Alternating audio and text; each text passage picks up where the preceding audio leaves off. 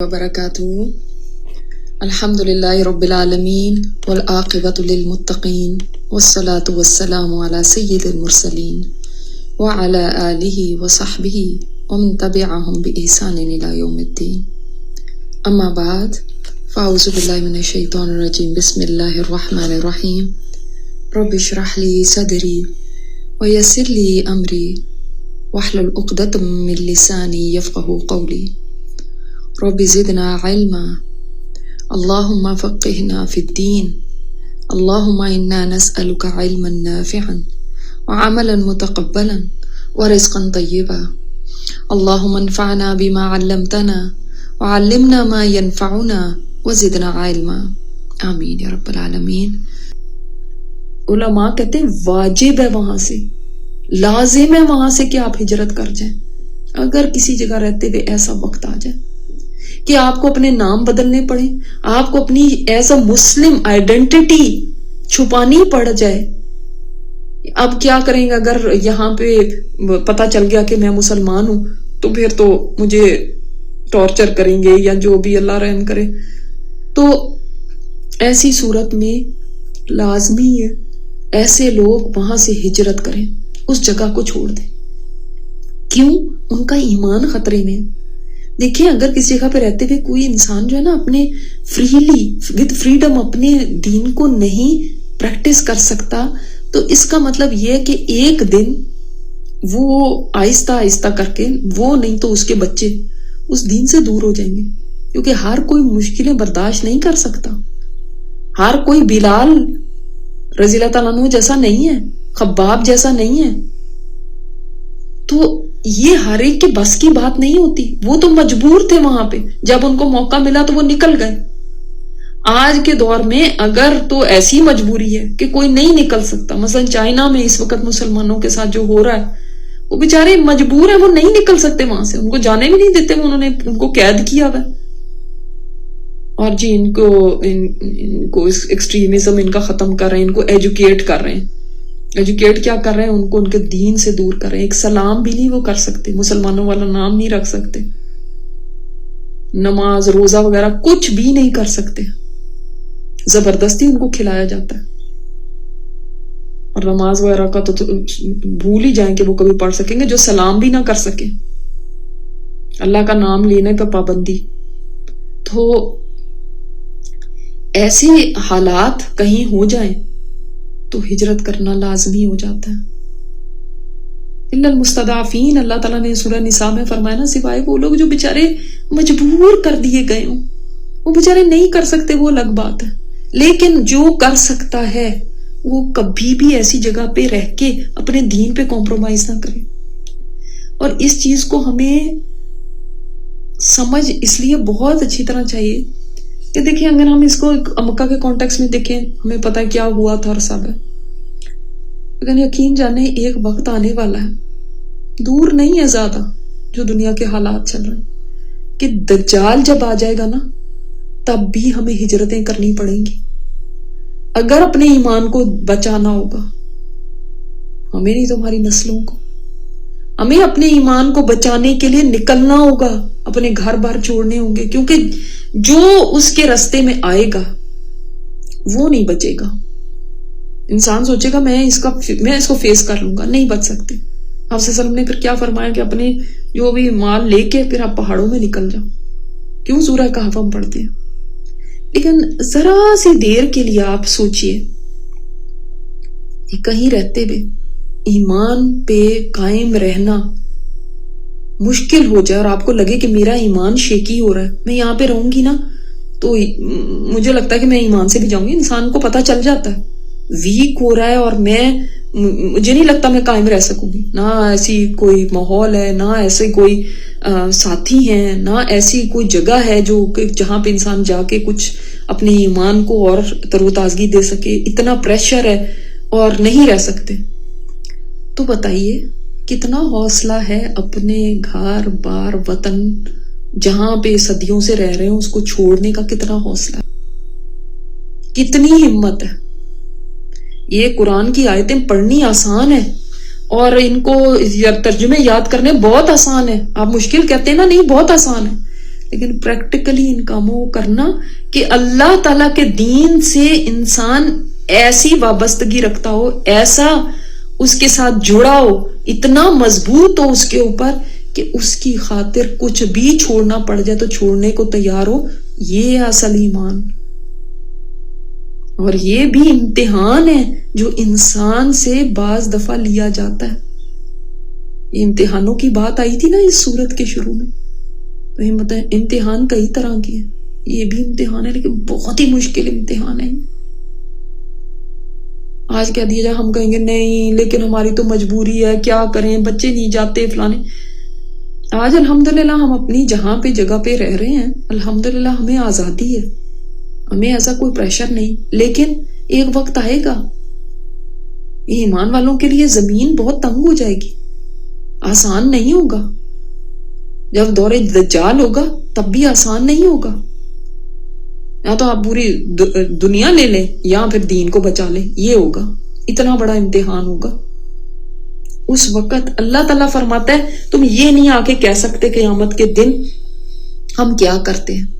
سورہ نساء میں اللہ تعالیٰ نے فرمایا جب ان کو فوت کرنے کے لیے فرشتے آتے ہیں ان کی جانیں قبض کرنے کے لیے، تو وہ ان سے پوچھتے ہیں کدھر تھے بھائی، تم کیا کر رہے تھے؟ کہتے ہیں ہم کیا کرتے، ہم تو بڑے مجبور ہو گئے تھے. تو فرشتے ان کو کہتے ہیں کیا اللہ کی زمین اتنی وسیع نہیں تھی کہ تم کہیں اور چلے جاتے؟ نہیں، اگر آپ کو لگ رہا ہے کہ کہیں رہ کے میرا ایمان ختم ہو جائے گا یا ویک سے ویک ہوتا جا رہا ہے، ایک دن یہ نہ ہو کہ ہاتھ سے ہی چلا جائے، تو وہاں پہ بیٹھے کیا کر رہے تھے؟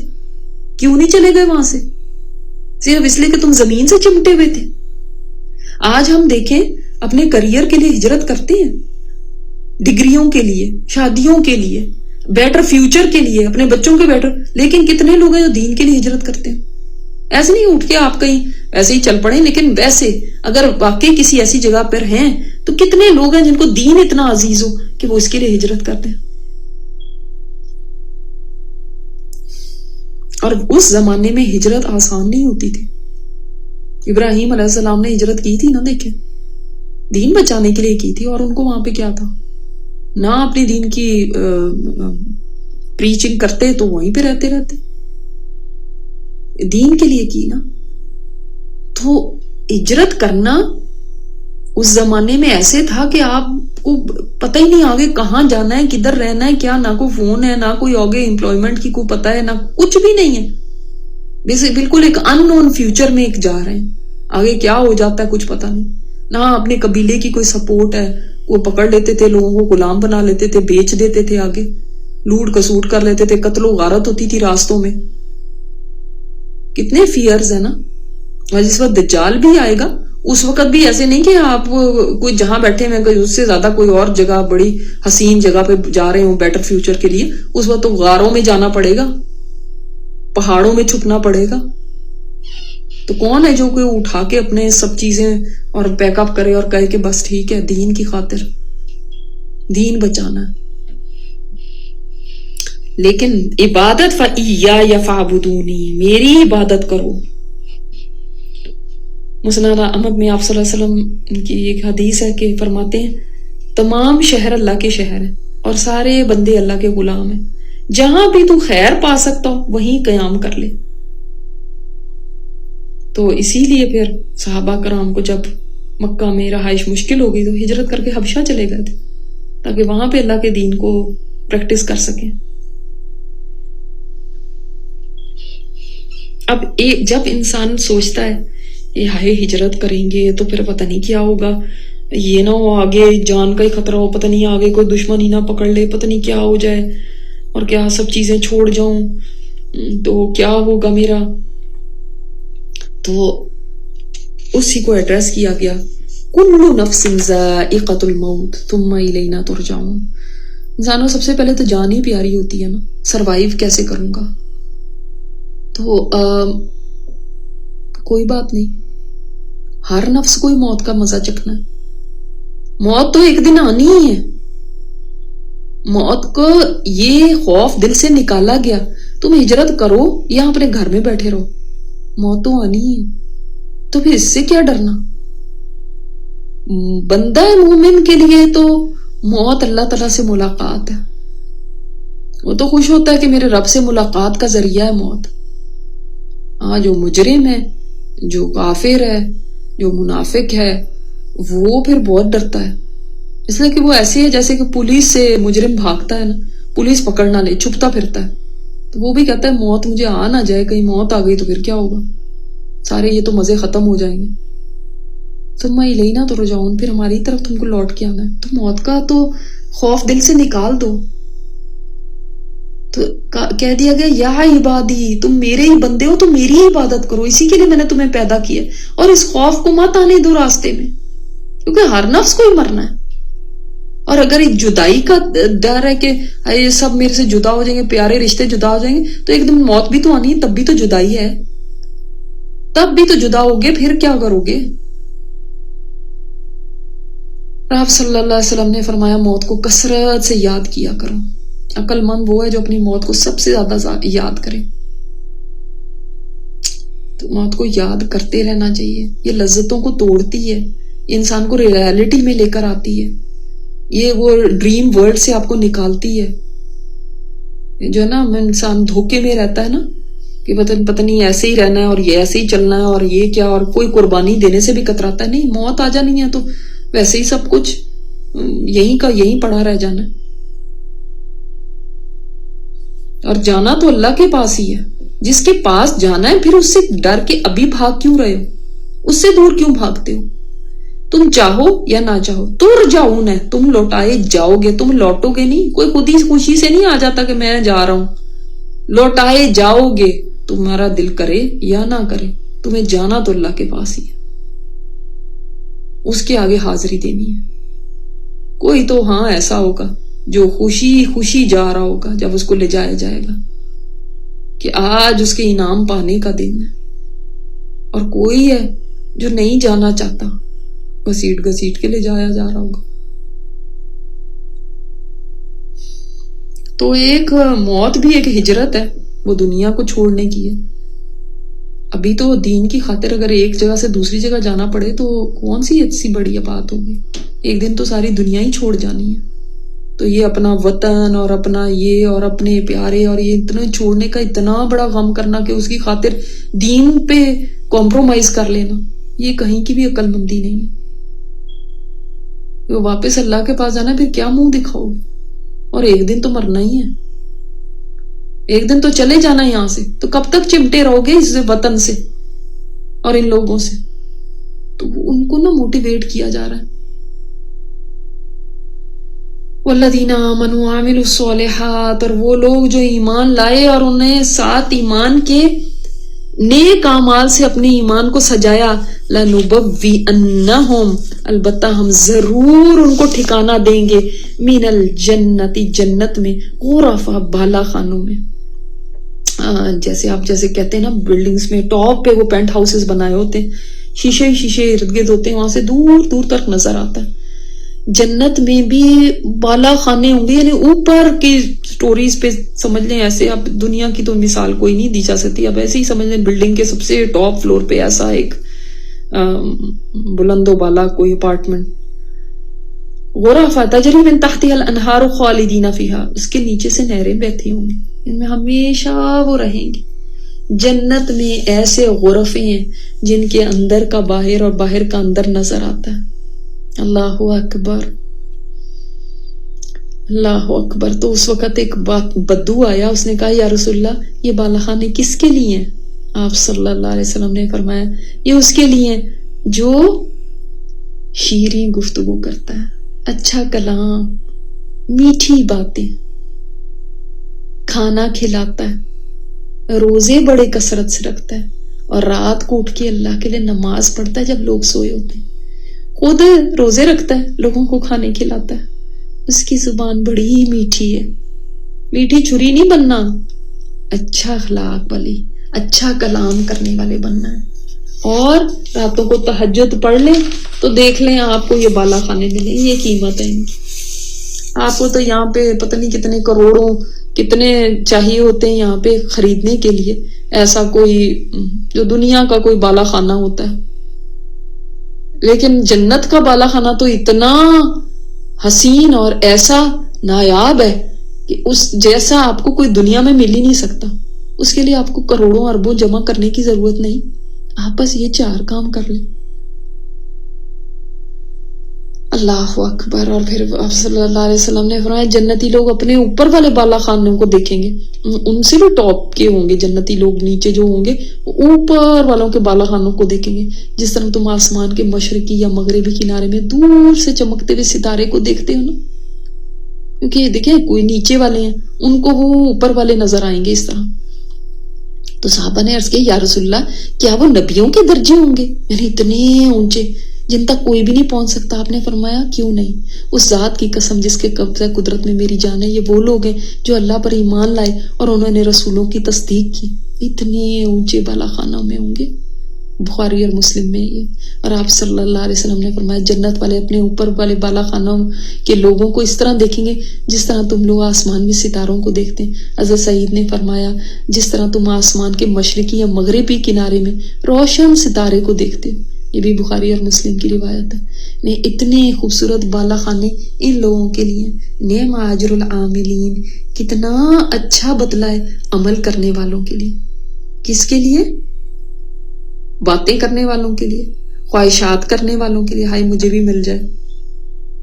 خواہشات سے تو دنیا میں بھی نہیں مل سکتے. آپ جا کے کسی کے پیروں میں پڑ جائیں اور اس کو کہیں گے جی مجھے دے دیں یہ بلڈنگ, مجھے یہ گھر دے دیں, تو کوئی بھی نہیں دے گا. کہے گا قیمت لے کر آؤ. اور اللہ کے ہاں سوچتے ہیں قیمت چاہیے ہی نہیں, مفت میں مل جانے. بس ہم جیسے ہی ہیں نا ویسے ہی چلتے رہیں تو بس مل ہی جانے ہمیں. یہ تو نہیں سمجھا ہوا آپ نے. نہیں, نعم اجر العاملین عمل کرنے والوں کے لیے یہ اجر ہے. کتنا اچھا اجر ہے عمل کرنے والوں کے لیے. کیونکہ ان کا عمل جو ہے وہ اتنا نہیں تھا جتنی بڑی اللہ تعالیٰ نے اس کی جزا ان کو عطا فرمائی ہے. سبحان اللہ. اور وہ لوگ جو کہیں عمل بڑا مشکل ہے, ہم سے نہیں عمل ہوتا, تو پھر انہوں نے تو اپنی جنت یہیں پہ گیو اپ کر دی. اور بھی یہ خالدین فیہا کبھی واپس تھوڑی لی جائے گی, لیز پہ تھوڑی ہے کہ 1 ایئر کی لیز ہے یا 10 سال کی لیز ہے یا 100 سال کی لیز ہے. یہ تو وہ ویزا ہے جنت کا جو کبھی ایک دفعہ مل گیا نا تو کبھی یہ ویزا ختم نہیں ہونا, کبھی وہاں سے ڈیپورٹ نہیں ہوں گے. ایک دفعہ وہاں کی سٹیزن شپ مل گئی تو یہ ان کے لیے جو الذین صبروا علی ربہم یتوکلون, جو صبر بھی کرتے ہیں اور اپنے رب پہ توکل کرتے ہیں. صبر, اگر ہجرت کرنی ہے تو اس کے لیے بھی صبر چاہیے ظاہر ہے. اگر کوئی اور بھی کام کرنا ہے, دیکھیں آپ نے اگر عمل بھی کرنا ہے نا, نیکیاں بھی کرنی ہے, اس کے لیے بھی آپ کو صبر چاہیے. اس لیے کیونکہ صبر کے بغیر کوئی نیک عمل ہو ہی نہیں سکتا. صبر کیا چیز ہے؟ مثلا آپ کو ایگزامپل سے بتاتی ہوں کہ آپ کوئی کام شروع کرتے ہیں, اب صبر ہوگا تو اس کو کنٹینیو رکھ سکیں گے. یہ جو 4 دن بعد ہم کہتے ہیں نا نہیں اب میرے سے نہیں ہوتا, یہ کیا ہے؟ بے صبری. یعنی صبر کیا ہے؟ جمے رہنا. صبر کا ایک معنی یہ بھی ہے رکے رہنا, جمے رہنا. ایسا نہیں ہے کہ آج یہ شروع کیا, اب کئی لوگوں کو دیکھتے ہیں وہ ایک کورس شروع کرتے ہیں, اس کے بعد 2-4 پارے پڑھ کے نہیں اب ہم سے یہ ہم اتنی چھٹیاں ہو گئی بیچ میں, اب ہم جا رہے ہیں کہیں اور شروع کر دیا. پھر وہاں سے بھی تھوڑے دن بعد پھر تیسری جگہ شروع کہیں پہ بھی وہ ٹکتے ہی نہیں ہیں. ہر جگہ سے پھر دوسری جگہ, تیسری جگہ, چوتھی جگہ. یہ کوئی پسندیدہ بات نہیں, یہ بے صبری. صبر ہوتا ہے جم جانا, اللہ تعالیٰ کی اطاعت پہ جم جانا. جب آپ ایک نیکی شروع کریں تو اس کے اوپر جمے رہیں. یہ نہیں کہ آج تو کر لیا اس کے بعد 4 دن بعد پھر جوش ختم ہو گیا, پھر اس کے بعد کہا جی چھوڑو. حجاب لینا شروع کر لیا, آج کسی جگہ پہ سنا تھا کوئی لیکچر سن لیا تو شروع کر لیا, تھوڑے دن بعد وہ پیچھے جانا شروع ہو گیا اور ایک دن بالکل ہی ختم ہو گیا. یہ کیا ہے؟ یہ صبر والی نہیں چیز ہے. صبر ہوتا ہے دوام. تو ہمیں یہ شعور دلایا گیا کہ صبر کرنا, تم اس زندگی میں صبر کے بہت سے موقع آئیں گے. تم جمے رہنا, تم قائم رہنا دین پہ, چھوڑنا دینا. لوگ باتیں بنائیں ہم چھوڑ چھاڑ کے بیٹھ جاتے ہیں, لوگ کٹ آف کر دیں ہم جو ہے نا بالکل ہی خیر بات کہہ دیتے ہیں. یہی تو مقامات ہے صبر کے. ورنہ ہم استغفر اللہ, ہمیں کون سا کوئی حضرت خباب کی طرح کوئلوں پہ لٹا رہا ہے. یا حضرت بلال کی طرح تپتی ریت کے اندر پتھر سینے پہ رکھ. یہ صبر کے مواقع نا, کسی نے کچھ کہہ دیا, کسی نے مذاق اڑا دیا, کسی نے کچھ کمنٹس دے دیے, یا دوستیں ہیں وہ کٹ آف ہو گئی, تو ہم سے تو ان پہ بھی نہیں صبر ہوتا, ہم برداشت ہی نہیں کر پاتے. تو صبر ہے برداشت کر لینا. ہم کہتے ہیں اصل میں یہ جی میرا فرینڈ سرکل ہے, اب انہوں نے مجھے چھوڑ دیا تو چلو اب میں تو نہیں اس طرح پھر دین پہ اتنا زیادہ چل سکتی, کیونکہ وہ ساروں نے مجھے چھوڑ دیا, اب میں کلاسز ہی چھوڑ دیتی ہوں, کیونکہ ان کی وجہ سے ہی وہ مجھے چھوڑے ہیں نا. وہ تو کیا آپ کو چھوڑتے, ان سے پہلے آپ کو کہنا چاہیے تھا کہ اگر آپ کو میرا اللہ کی طرف آنا پسند نہیں تو میں آپ کو چھوڑتی ہوں. ہم اس کا غم مناتے رہتے ہیں کہ وہ مجھے چھوڑ گئے. یہ کیا دین کے اوپر ثبات ہے, یہ کیا جمع ہوا ہے. اللہ کے کلام سے دوری کو ہم پسند کر لیں, لیکن لوگوں سے, دوستوں سے جدائی کو پسند نہ کریں. سوچے کتنا گھاٹے کا سودا ہے. ہم سے تو ترچھی نگاہیں برداشت نہیں ہو سکتی. ایئرپورٹ پہ اگر ہمیں تھوڑی دیر کھڑا رکھنا پڑے کیونکہ میں نے حجاب لیا, کیونکہ میرا مسلمانوں والا نام ہے, تو ہم سے برداشت نہیں ہوتا. ہم بس اتنے بے صبر ہوتے نام ہی چینج کر لیتے. تو صبر کے تو مواقع بہت آنے ہیں, اور قرب قیامت میں تو بہت صبر چاہیے ہوگا, کیونکہ دین پہ جمنا مشکل ہو جائے گا. کبھی گھر بار چھوڑنے پڑیں گے, کبھی کہیں اور طرح کی ہجرتیں کرنی پڑیں گی, کوئی پسندیدہ کام چھوڑنے پڑے, ہو سکتا ہے کوئی جاب چھوڑنی پڑے, کوئی بزنس چھوڑنا پڑے. اس کے لیے بھی صبر چاہیے نا کہ میں نے یہ بزنس نہیں کرنا کیونکہ اس میں اللہ کی نافرمانی ہے, یہ حرام ہے. تو یہ صبر کی چیزیں ہیں, یہ صبر کے مقامات ہیں. میں نے آپ کو جگہ بتا رہی ہوں, کیونکہ جب صبر کہہ دیا اس کے بعد ہم سمجھ تو آئی نہ ہمیں کہ صبر کرنا کس پہ. مصیبتوں پہ صبر تو ہمیں سمجھ آتی ہے کہ غم آئیں, پریشانیاں آئیں, مصیبتیں, ان میں بھی صبر کرنا, لیکن دین پہ بھی تو صبر کرے نا, کہ دین کو نہیں چھوڑنا. چاہے کوئی بھی کتنی بھی اذیت دے, مصیبت آئے, حالات خراب ہو جائیں, صبر کرنا, دین کو نہیں جانے دینا ہاتھ سے. اللہ کی اطاعت پہ صبر کرنا. گناہ چھوڑنے پڑے, میرے بڑے پسند کے ہیں, یہ کام میں ہمیشہ سے کرتی آ رہی ہوں, اب میری عادت بن گئی, لیکن اب پتہ چلا یہ گناہ ہے, چھوڑ دیں اس کو, یہ صبر ہے. تو یہ جو صبر کریں گے نا ایسا, ان کے لیے یہ بالا خانے, وَعَلَىٰ رَبِّهِمْ يَتَوَكَّلُونَ, اور اللہ پر توکل کرنے والے. لیکن جب حالات خراب ہوتے ہیں, صبر انسان کرتا ہے, توکل ہے جو اس کی مدد کرتا ہے صبر کرنے میں. کہ توکل انسان کہتا ہے میرا اللہ پہ بھروسہ, میرا اللہ میرا اجر ضائع نہیں کرے گا. اگر آج مجھے کوئی چیز چھوڑنی پڑے اللہ کی خاطر, تو میرا اللہ اس کا اجر ضرور دے گا, میں نے خالص اللہ کے لیے چھوڑی ہے. شیطان بڑے وسوسے ڈالتا ہے توکل میں, آگے کہتا ہے اس کا کیا ملنا, اللہ تعالیٰ کو تمہارے کوئی اس چیز کی ضرورت ہے, اس سے کیا فرق پڑتا ہے, وہ ساری دنیا ہی کر رہی ہے, نہیں اللہ معاف کر دے گا, نہیں تم بھی کرتے رہو. نہیں, توکل یہ ہے کہ انسان اللہ تعالیٰ سے یہ حسن ظن رکھے کہ مجھے اللہ پہ بھروسہ ہے, وہ میری مدد ضرور کرے گا, وہ میرے ٹوٹے پھوٹے اعمال کو قبول کرے گا, وہ میرا اجر ضائع نہیں ہونے دے گا. تو مومن جو ہوتا ہے نا, ہر عمل میں کانشیس رہتا ہے, یہ میں نے یہ خالصتاً اپنے رب کی خاطر کیا نا, وہ میرا اجر محفوظ کر لے گا, میرا بھروسہ ہے اس پہ. تو یہ لوگ کسی اور پہ بھروسہ نہیں رکھتے, اللہ پہ بھروسہ رکھتے. اللہ اکبر. وَكَأَيٍّ مِّن دَابَّةٍ لَا تَحْمِلُ رِزْقَهَا. اور دیکھیں جب انسان ہجرت کرنے لگتا ہے نا, ایک یہ بات آتی ہے کھائیں گے کہاں سے نا, وہاں پہ کوئی جاب نہیں ہے, پتہ نہیں بزنس کوئی کیا سٹارٹ کریں گے, کیا کریں گے, کچھ پتہ نہیں ہے. اچھا جب ہم نے دنیا کی خاطر ہجرتیں کرنی ہوتی نا کسی ملک میں, تب نہیں ہم یہ سوچتے, تب دنیا مل رہی ہوتی نا. لیکن اللہ کی خاطر ہجرت کرتے ہیں تو شیطان بڑے وسوسے ڈالتا ہے, کھائیں گے کہاں سے. سب سے پہلے کھانے کا ایک آتا ہے جان کے بعد. تو کہا گیا کتنی جانور ہے, لا تحمل رزقها, اپنا رزق اٹھائے بھی نہیں پھرتے, اپنا رزق لے کے نہیں پھرتے. کسی بکری کو آپ نے دیکھا اپنی پشت کے اوپر وہ اپنا گٹھڑیاں باندھ کے لے کے جا رہی ہو اپنے چارے کی, کسی گائے بھینس کو دیکھا ہو, ہر وقت اٹھائے پھرتی ہوں. ہاں کہیں دیکھا آپ نے کوئی شیر کو دیکھا ہو, بھیڑیے کو دیکھا ہو بھئی اپنے اپنے رزق لے کے پھر رہے ہیں بھئی کہ کل کو بھی تو کھانا ہے. اللہ یرزقھا, اللہ رزق دیتا ہے ان کو بھی, وَإِيَّاكُمْ اور تمہیں بھی, وَهُوَ السَّمِيعُ الْعَلِيمُ اور سننے والا جاننے والا. آپ دیکھیں یہ آیت پڑھنی کتنی آسان ہے, لیکن اس آیت پر ایمان, یقین, دل کا ٹھک جانا یہ بڑا مشکل ہے. اس لیے کہ بار بار انسان کو ہوتا ہے ہائے یہ ہو گیا تو پھر کیا ہوگا, میری جاب کا کیا بنے گا, ہائے میری جاب چلی گئی تو کیا ہوگا, باس ناراض ہوگا تو کیا ہو گیا, میں نے اگر ان کو کہہ دیا کہ مجھے نماز بھی پڑھنی ہے یہاں پہ تو وہ مجھے نوکری سے نکال دیں گے تو کیا ہوگا, کھائیں گے کہاں سے, کھائیں گے کہاں سے, کھائیں گے کہاں سے. ہر وقت زندگی میں یہی ایک رہتا ہے, کھائیں گے کہاں سے. تو اللہ تعالیٰ نے بتا دیا جانوروں کی بات بتا کے. جانور تو بےچارے بالکل ہی ایک سادہ سی مخلوق ہے, تم تو عقل والے ہو, وہ تو بالکل ہی ایک ایسی مخلوق ہے, نہ جابیں نہ کچھ. لیکن دیکھو وہ ذخیرہ تو نہیں کرتے, اٹھا کے تو نہیں پھرتے. آج کا آج کھا لیا, کل کا وہ آج نہیں رکھتے, کہیں سٹور کرتے ہی نہیں ہیں. کون سا شیر سٹور کرتا ہے گوشت کو, ہم تو پھر بھی اپنے فریزروں میں کرتے ہیں.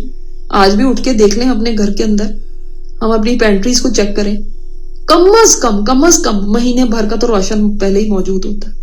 پھر بھی ہمیں یہ ڈر رہتا ہے ہائے کھائیں گے کہاں سے. جانوروں کو دیکھو, پرندوں کو دیکھو, مچھلیوں کو دیکھو اور کیڑے مکوڑوں کو دیکھو, وہ جن کی فطرت میں سٹور کرنا نہیں ہوتا پھر ان کو روز کون کھلاتا ہے. وہ جو اپنا رزق اٹھائے نہیں پھرتے ان کو کون پلاتا ہے. انسان کتنا بے شعور ہے, وہ سمجھتے ہیں میں نے جمع کیا, میں نے آج کا بھی کرنا ہے, میں نے کل کا بھی کرنا ہے, میں نے اپنے بڑھاپے کا بھی کرنا ہے, اور میں نے اگلے 100 سال کا بھی جمع کرنا ہے, کیونکہ میری جو 7 پشتے ہیں ان کو بھی میں نہیں کھلانا ہے.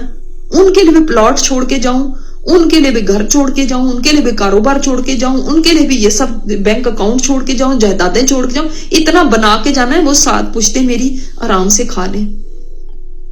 یقین جانے, آنکھوں دیکھی میں آپ کو بات بتا رہی ہوں, ایسے لوگوں کو بھی میں نے دیکھا ہے. کسی کے تجربے کسی نہیں بتا رہی, اپنی آنکھوں دیکھی بات بتاتی ہوں. ایسے لوگوں کو بھی دیکھا ہے کہ باپ فوت ہو گئے اور کرائے کے مکان میں رہتے تھے اور آج وہ بلینئر ہیں.